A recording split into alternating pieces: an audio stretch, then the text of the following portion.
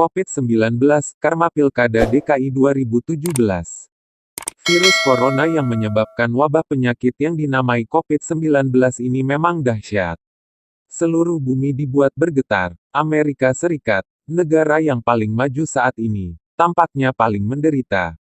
Data terakhir, pemerintah AS mencatat adanya 468.566 kasus positif COVID-19 di negaranya.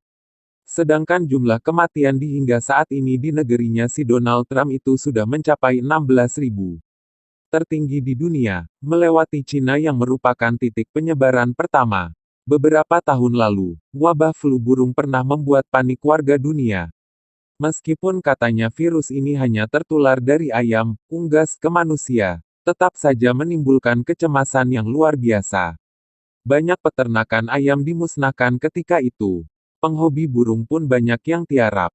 Bahkan ada saja orang yang enggan makan daging ayam, khawatir jika daging itu berasal dari ayam potong yang sudah terinfeksi virus H5N1.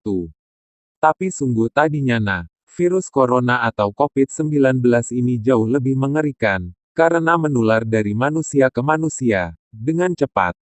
Penularannya yang paling utama lewat droplet, kontak fisik dengan orang yang sudah positif, dan juga kontak dengan benda-benda yang sudah dilekati oleh virus corona.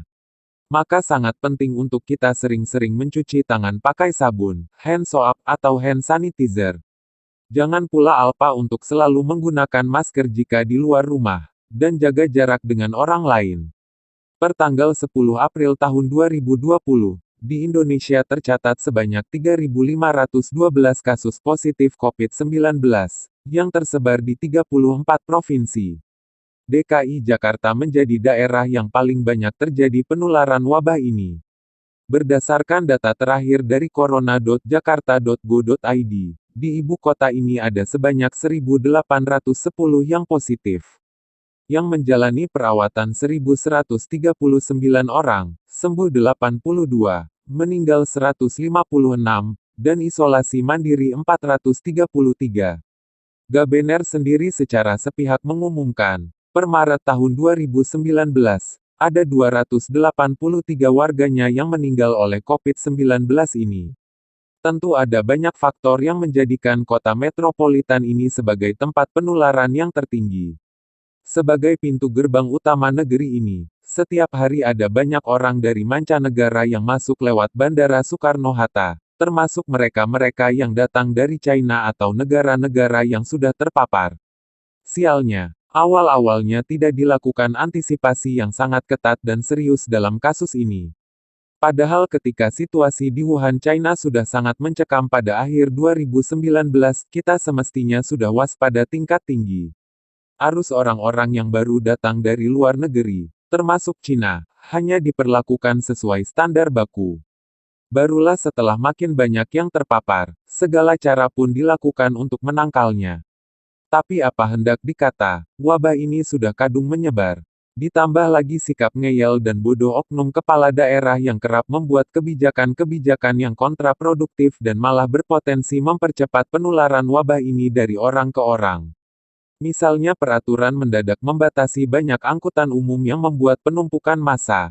Ada lagi aksi pembagian masker gratis yang membuat banyak warga berebut. Jual sembako murah, kongres salah satu parpol, dan yang paling anyar adalah menumpuk puluhan wartawan di Balai Kota, Rabu tanggal 8 April tahun 2020 lalu. COVID-19 ibarat telah menjadi hantu bagi banyak orang. Orang-orang yang tadinya sok berani dan menganggap sepi virus corona ini, saat ini pasti sudah mingkem 1000 bahasa. Tidak lagi tampak aksi ngotot memprotes himbauan pemerintah dan agawaman agar untuk sementara menunda penggunaan tempat-tempat ibadah. Memang sih masih saja ada yang ngeyel. Tetapi begitulah manusia, ada saja yang bodoh dan keras kepala. Peristiwa di sebuah masjid di Kebun Jeruk, Jakarta Barat beberapa waktu lalu, seolah menegaskan bahwa pada saat ini, berkumpul tanpa jarak, sangat berisiko. Dan memang ada 3 orang dari ratusan jamaah yang hadir pada saat itu positif COVID-19. Sementara 70 orang lebih akhirnya diisolasi ke Wisma Atlet Kemayoran. Untunglah mereka patuh, artinya sudah ada kesadaran betapa bahayanya COVID-19 ini. Bahaya virus corona ini tidak lantas hilang sekalipun pengidapnya sudah meninggal dunia. Jenazahnya tetap mengandung virus. Maka jenazah seperti ini harus diperlakukan dengan sangat khusus dan ekstra hati-hati. Petugas yang mengurusnya harus mengenakan APD, alat pelindung diri. Jenazah harus dibungkus plastik tebal dan rapat, tidak ada setitik celah pun. Penguburannya pun sama ketatnya, dan tidak perlu dihadiri banyak orang.